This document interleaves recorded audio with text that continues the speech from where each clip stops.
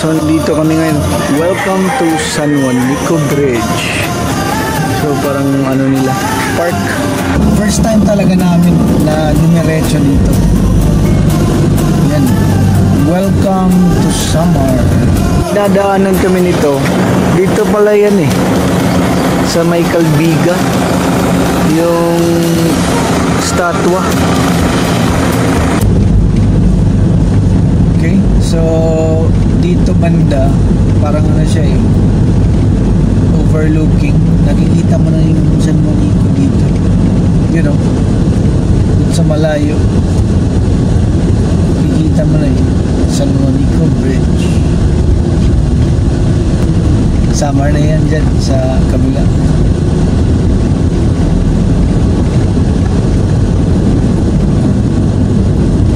So, Timbao Philippine Highway.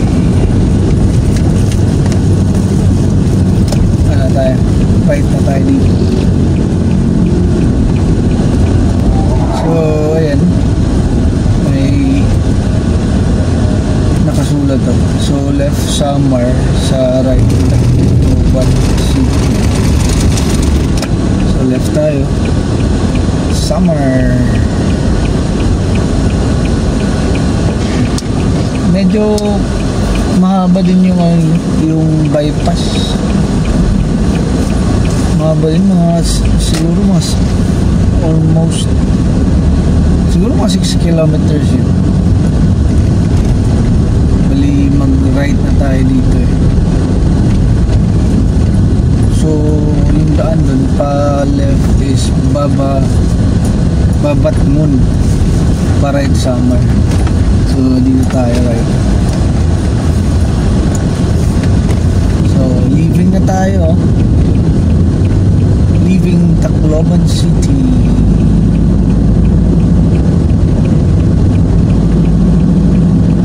Okay. So dito kami ngayon. Welcome to San Juanico Bridge. So parang ano nila, park. Maliit na park. Yan na yung San Juanico. Woo! Dito na kami. Ano na? Sige, alis na kami. Okay na yan.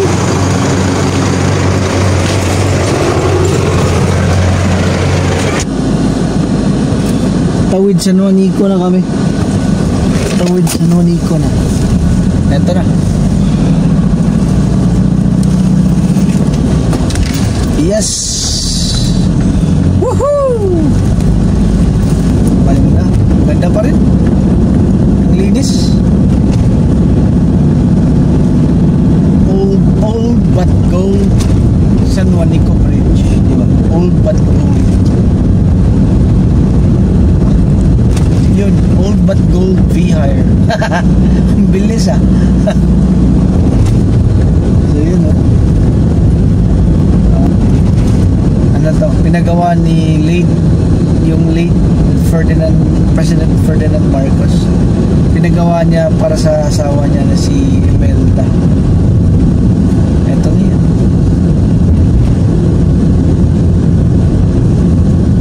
So yung nakikita niya sa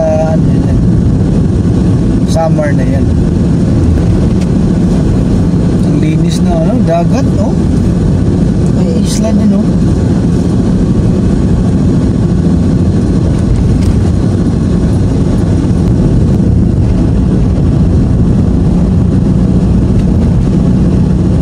So ano to, ang masasabi ko talagang it's a must see tulay. Yung pinakamahaba ngayon is yun na yung Sisilag sa Amet sa Cebu. Pero ito iba din talaga yung impact. Sana makahanap na kami ng lugar. Kasi yung asawa ko bang ruging-rugi na eh. So dapat makahanap na kami ng pwedeng makapagkape. Dito hanap tayo ng lugar dito banda. So bali dito first time talaga namin na dumiretso dito. Yan o, may ano eh, pangalan o. Yan. Welcome to summer. Yan o. Welcome to summer. Yes. Nagawa na talaga namin. Pero ano yun o, parang madilim sa ano, Monks, madilim. Baka may maulan dun eh. Sige lang. Okay, so may nahanap kami na lugar dito eh, na medyo malilim. May malaking puno ng kahoy. So dito na kami mag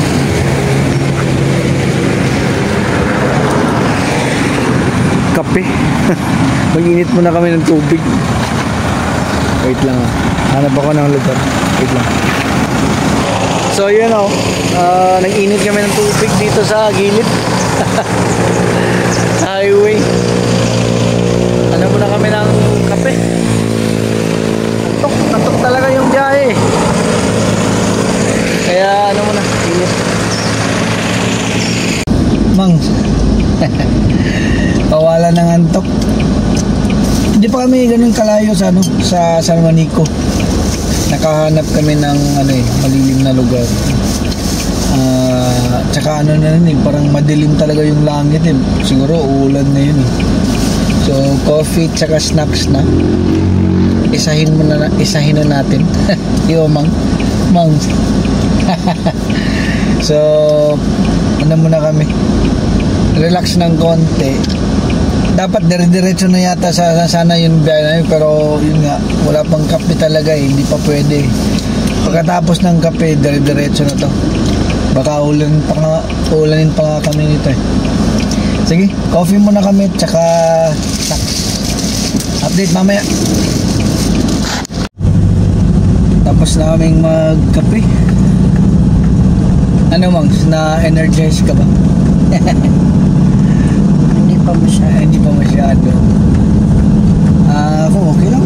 Wala naman talagang choice eh. Na-energize o hindi, wala kang choice eh.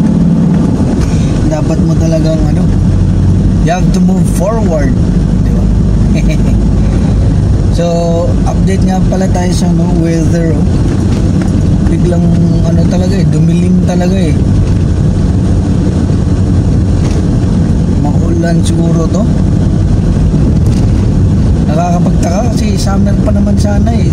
Ano, maulan na eh. Time check pala tayo mga boss 10 AM na. So again, 5 hours and 36 minutes yung babayayin galing dito. 234 kilometers. So medyo malayo din talaga. So dito banda yung ano, daanan pagpasok mo galing sa Tacloban. Okay pa yung daan simentado talaga eh. 4 lanes. So mamaya tingnan natin kung yung mga sinasabi nila eh na medyo ano daw yung may medyo challenging daw yung mga daan dito eh. Mambuno. Sige. Ano lang. Basta tuloy-tuloy lang yung biyahe namin. Kasi nga yung goal is marating yung Allenport ng may araw pa. So talagang ano lang talaga mga boss, ini-enjoy lang namin ang lugar habang binabaybay namin yung ang kahabaan ng ano, route from south to north of Samar.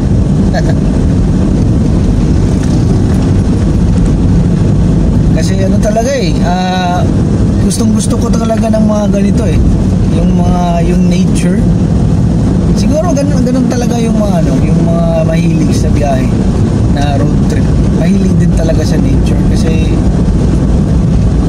ano eh, pag nakakita ka ng mga ano, yung kagubatan na yung masukal pa, yung talagang maraming pagkahoy na green eh, parang ano kayo, ma-amaze ka eh. So ganun ako. dito medyo may ano na eh, may mga sira-sira na ng konti. Pero normal lang naman talaga to eh. Kahit saan, meron naman talagang ganito eh.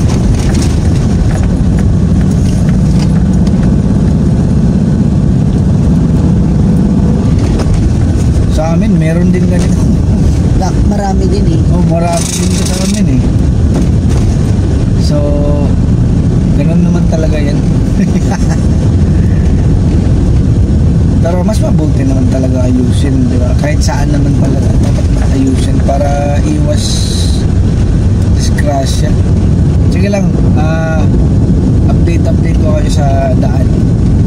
Maging reporter ako sa inyo ngayon. So, ano ngayon? May 2025. Oh, so, ito yung latest update sa daan.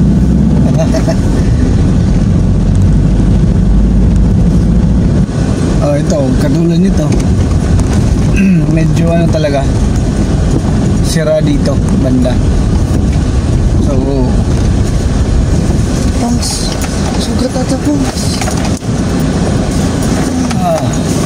Wait lang. Parang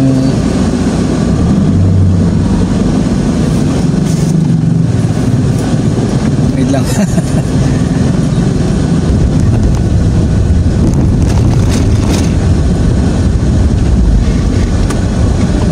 Parang ito na yata talaga yung sinasabi nila, itong lugar na to.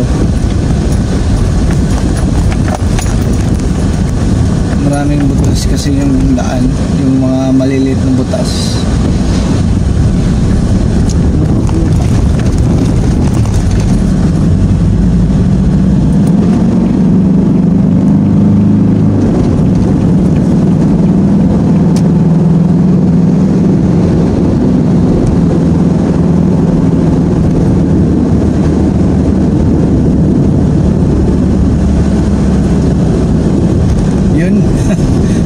Nagkapag-overtake din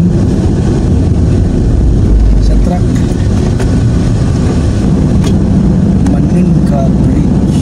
Yan yung pangalan nila, Manungka.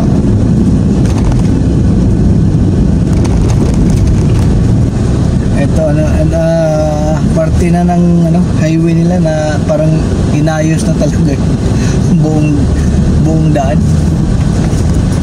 Ito Nang kapal ng pagkakagawa. isa na lang talaga yung madaanan eh, sa nasa ano lang, gitna.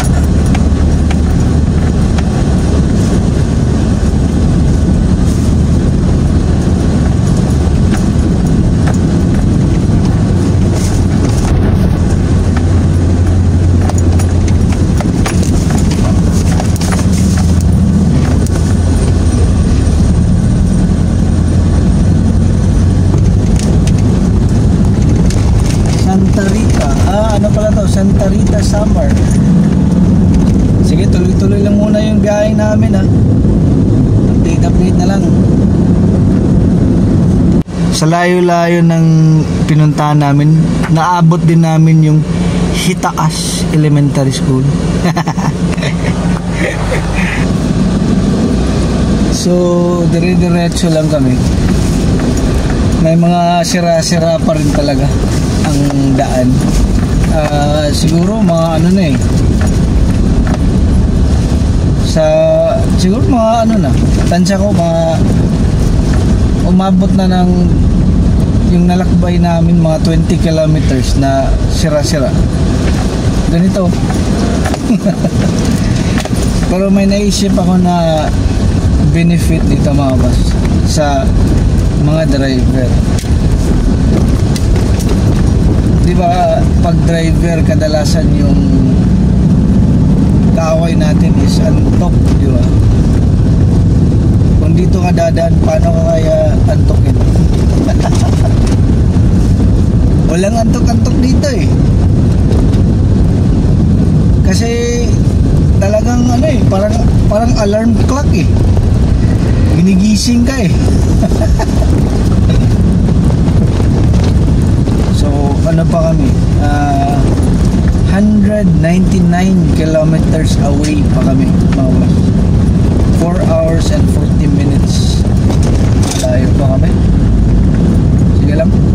Ganun talaga. Hanap muna kami ng ano siguro, lugar na pag may mahanap akong malilim ay ano muna, rest saglit. Iglit. Kakantok. Hindi ako nadalasan sa mga sira-sira. Inaantok pa rin ako. Okay, update. Ano na kami sa Ubayan ba? Ubayan. So may mga dinaanan na talaga kami pareho ng ganito, yung mga inaayos na yung daan. So paunti-unti na lang inayos. Yan o, diba? Inaayos. 4 lanes talaga siya. Pag matapos na to talaga okay. Ito ano na dito banda okay na. Ito kung ganito lang lahat siguro kanina pa talagang ano na kami, siguro kung ganito lang talaga lahat ng daan dito sa Samar siguro hindi aabot ng 6 hours talaga yung biyahe.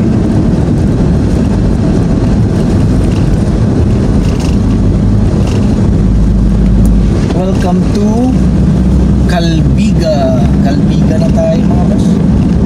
Welcome to Calbiga.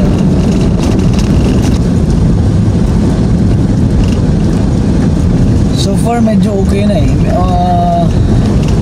simentado na So Calbiga, galing ka ng pagpasok mo ng Samar, galing Tacloban, Calbiga, pagdating mo ng Calbiga simentado na.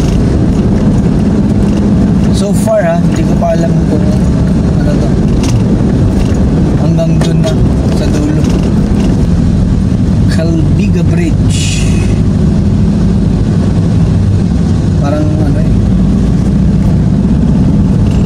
small San Juanico. Pero yung ano, tubig mo, linis na tubig. Yung mga batang naliligo.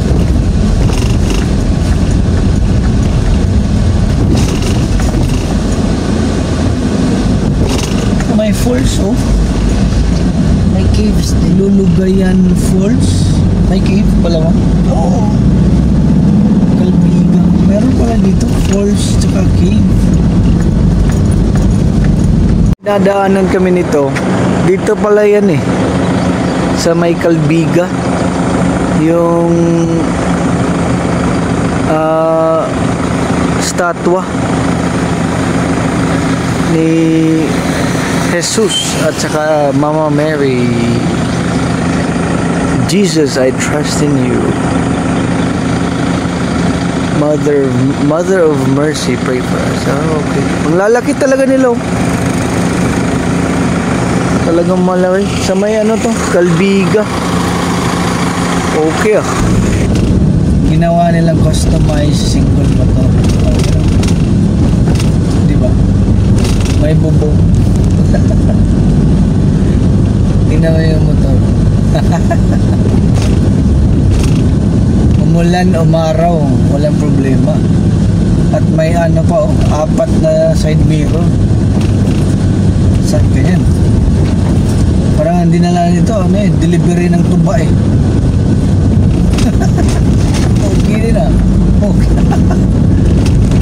Okay din okay. Ano talaga? Only in the Philippines. Only in the Philippines. Doon mo makikita yung ingenuity ng mga Pinoy. Magaling tayo niyan yung mga hanap ng mga para-paraan.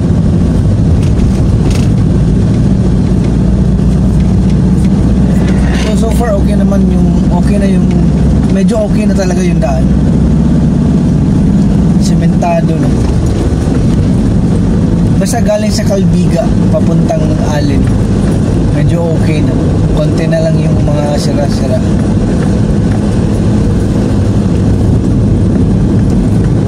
Time check pala tayo. Ano na mga boss? 11:45 p.m. So may ano pa kami, 4 hours pa talaga eh. Pero sige lang, huwag tayong magmadali.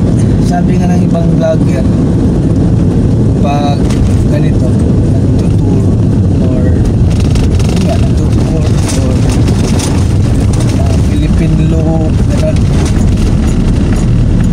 huwag nyo habulin yung oras kasi ano eh, tour yung ginawa nyo eh. So yung ano lang, yung maging masaya lang kayo sa biyahe nyo.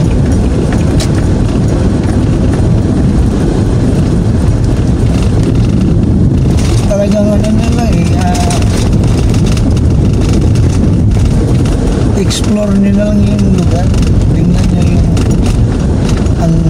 tingnan nyo yung ganda ng lugar. Subalit tingin-tingin din kayo left and right, wag lang puro wag lang puro harap yung tingnan nyo. Left and right, tingnan nyo. Talagang makikita nyo yung ano eh, yung ganda ng lugar eh. So may inayos na daan pa rin dito. Ito lang, first na nadaanan namin galing sa Calbigan.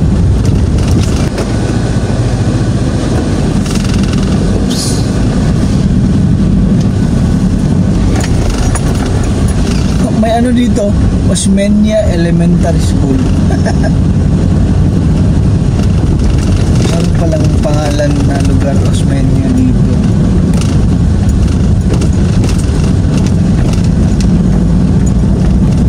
So sige, update na lang mamaya.